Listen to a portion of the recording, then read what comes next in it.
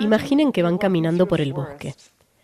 Supongo que están pensando en un conjunto de árboles, lo que los silvicultores llamamos una masa forestal, con troncos robustos y hermosas copas. Sí, los árboles son la base de los bosques, pero un bosque es mucho más de lo que ven. Y hoy quiero cambiar su percepción de los bosques. Verán, bajo tierra hay otro mundo.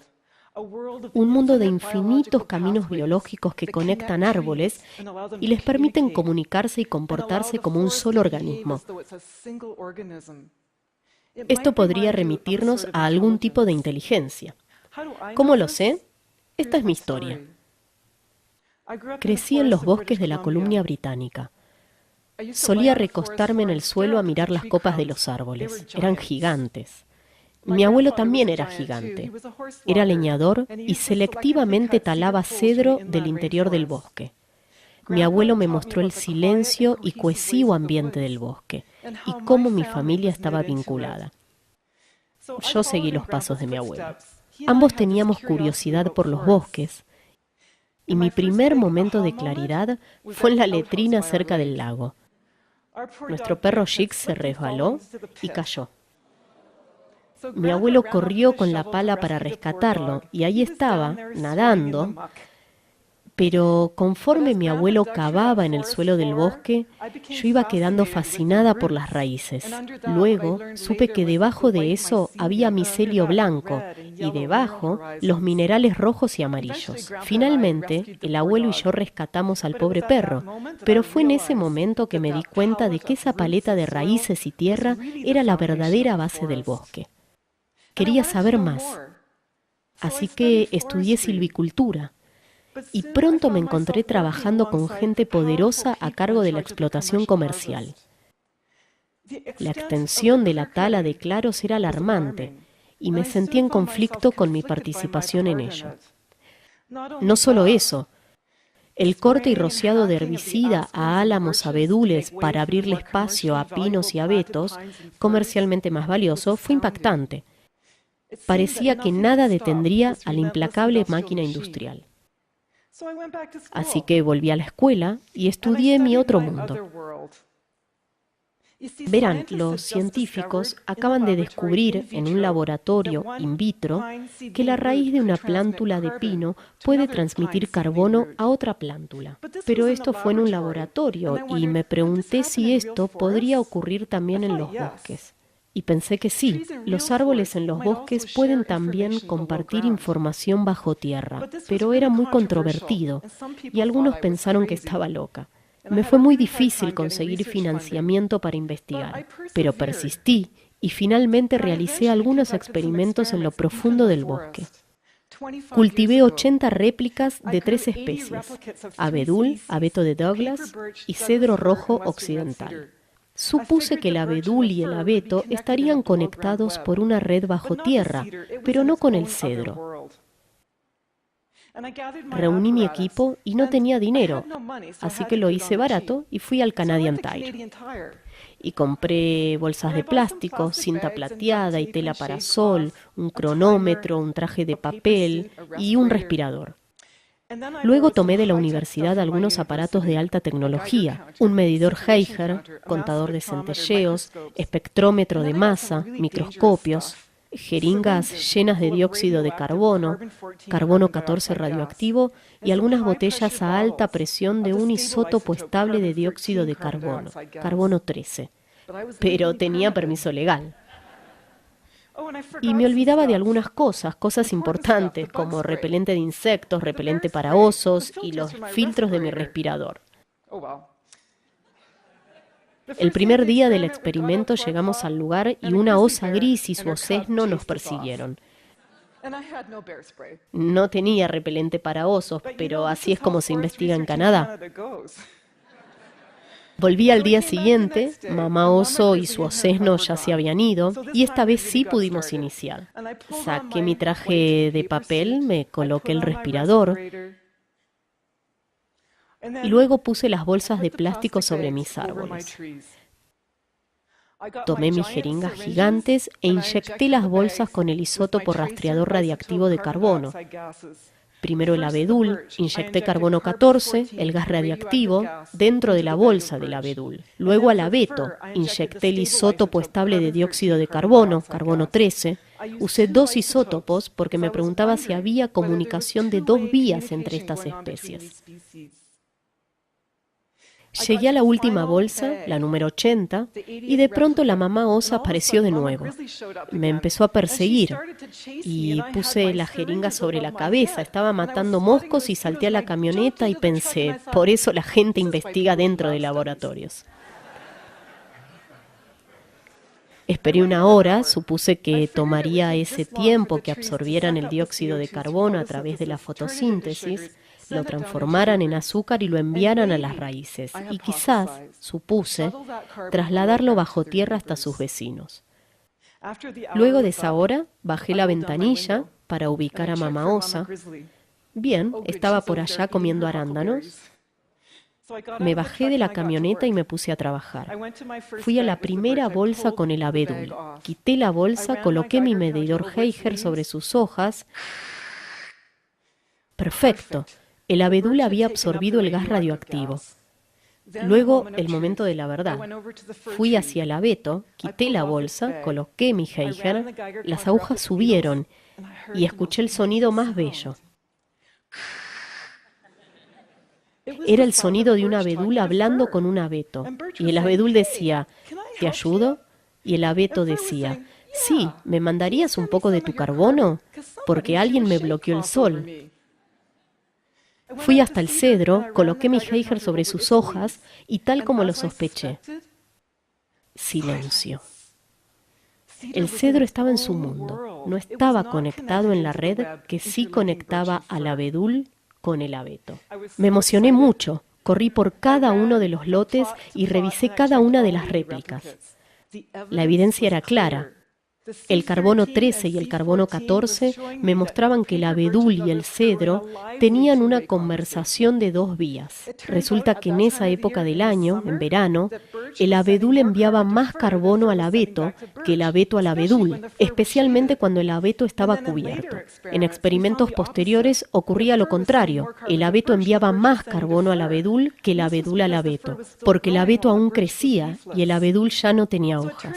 Resulta que ambas especies son interdependientes, como el yin y el yang. En ese momento todo cobró sentido. Sabía que había encontrado algo grande, que cambiaría la forma en que vemos la interacción de los árboles del bosque, no solo como competidores, sino como cooperadores. He hallado evidencia sólida de esta red de comunicación bajo tierra, el otro mundo. En verdad creía y esperaba que mi descubrimiento cambiara la práctica silvícola, de clareos y uso de herbicidas a métodos más holísticos y sustentables, métodos más baratos y prácticos. ¿En qué pensaba? Volveré a eso. ¿Cómo se hace ciencia en sistemas complejos como los bosques? Como científicos del bosque, debemos investigar en los bosques, y eso es difícil, como ya les mostré. Además, hay que ser muy bueno para huir de los osos. Y más importante, persistir a pesar de tener tanto en contra. Debíamos seguir nuestra intuición y experiencia y hacer muy buenas preguntas. Luego, debíamos recabar los datos y verificarlos. Yo he realizado y publicado cientos de experimentos en el bosque. Algunas de mis plantaciones experimentales tienen más de 30 años. Las pueden verificar, así funciona la ciencia del bosque. Ahora, quiero hablar de ciencia. ¿Cómo se comunicaban el abedul y el abeto? Resulta que no solo hablaban en el idioma del carbono, sino en nitrógeno y fósforo y agua, sino en nitrógeno, fósforo, agua y en signos defensivos, en alelos químicos y hormonas. Debo decirles que antes que yo, los científicos ya pensaban que esta simbiosis mutualista bajo tierra, llamada micorriza, estaba involucrada. Micorriza literalmente significa raíz de hongo. Pueden ver sus órganos reproductivos al caminar por el bosque. Son los hongos. Sin embargo, los hongos son solo la punta del iceberg, porque fuera de esos tallos están las redes de hongos que forman el micelio, y el micelio infecta y coloniza las raíces de todos los árboles y plantas. Donde las células fúngicas interactúan con las células raíz, hay un intercambio de carbono por nutrientes, y el hongo obtiene esos nutrientes al crecer en la tierra y recubrir cada partícula de tierra. Esta red es tan densa que puede haber cientos de kilómetros de micelio bajo una sola pisada. No solo eso, el micelio conecta a diferentes individuos en el bosque, no solo de la misma especie, sino entre especies, como el abeto y el abedul, y funciona como el Internet. Verán, como en todas partes, las redes de micorriza tienen nodos y enlaces. Hicimos este mapa al examinar secuencias cortas de ADN de cada árbol y hongo en un área del bosque de abeto. En esta foto, los círculos representan los abetos o los nodos y las líneas representan la interconexión de autopistas de hongos o enlaces. Los mayores y más oscuros son los nodos más transitados. A estos los llamamos árboles núcleo, o más cariñosamente, árboles madre, porque estos árboles núcleo nutren a los jóvenes, los que crecen en el sotobosque. Y si ven esos puntos amarillos, son las plántulas que se han establecido en la red de los árboles madre más viejos. En un solo bosque, un árbol madre puede estar conectado a cientos de árboles. Utilizando nuestros rastreadores isotópicos, descubrimos que los árboles madre envían el exceso de carbono a las plántulas del sotobosque y lo hemos asociado con una sobrevivencia de plántulas 4 veces mayor. Todos sabemos que favorecemos a nuestros propios hijos, y me pregunté si el cedro podría reconocer a su propia especie, como mamá osa y su osesno.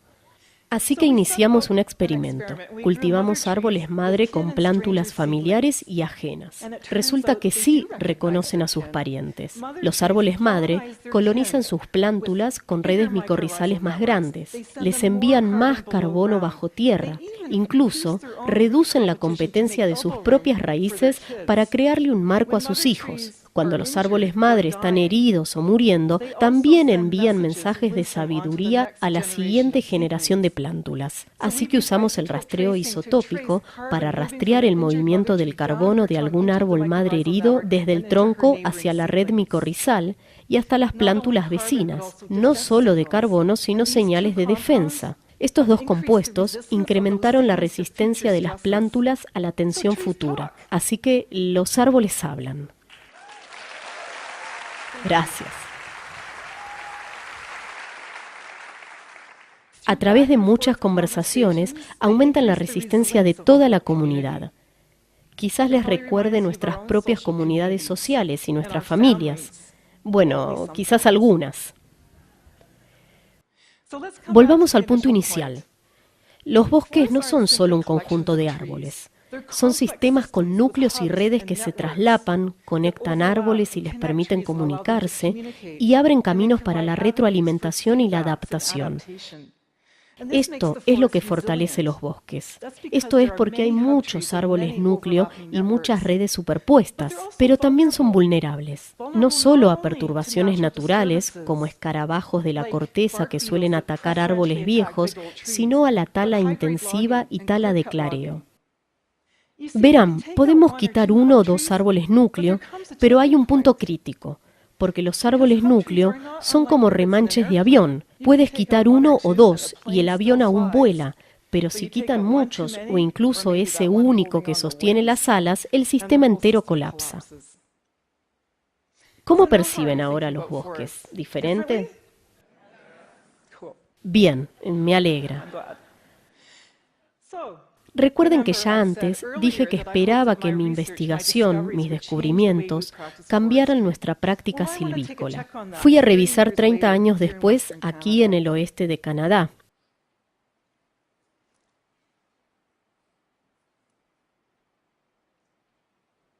Son como 100 kilómetros al oeste de aquí, en el límite del Parque Nacional de Banff.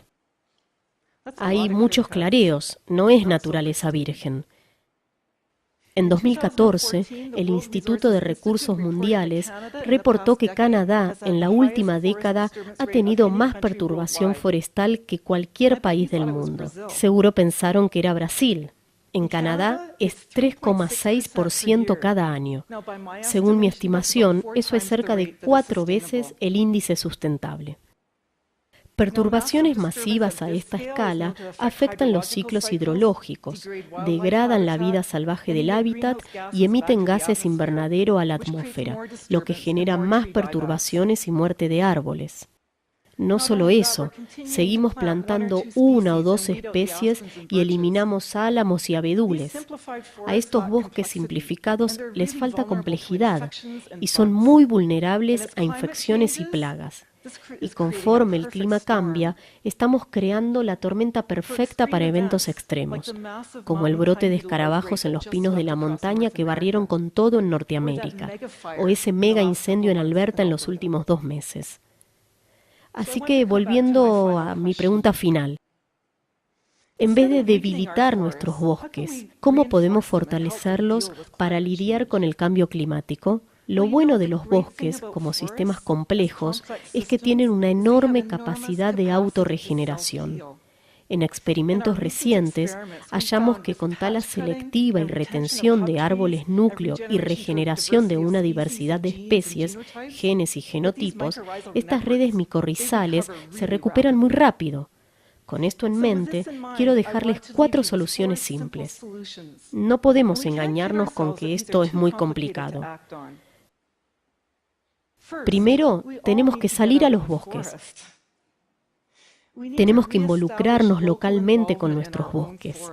Hoy la mayoría de nuestros bosques se manejan con un enfoque unilateral, pero el buen manejo del bosque requiere conocimiento de las condiciones locales. Segundo, debemos salvar nuestros bosques maduros, que son los depósitos genéticos de árboles madre y redes micorrizales. Eso significa menos tala. No digo no talar, sino talar menos. Tercero, cuando se tale, hay que rescatar el legado, los árboles madre y las redes, la madera y los genes, para que transmitan su sabiduría a la siguiente generación de árboles para que resistan las tensiones futuras. Necesitamos ser conservacionistas. Cuarto y último, debemos regenerar nuestros bosques con diversidad de especies, genotipos y estructuras, plantando y permitiendo la regeneración natural. Debemos darle a la naturaleza las herramientas que necesita para usar su inteligencia autocurativa. Recordemos que los bosques no son un conjunto de árboles compitiendo entre sí, son altamente cooperadores. Volviendo a Jix, la caída de Jix me mostró este otro mundo y cambió mi visión de los bosques.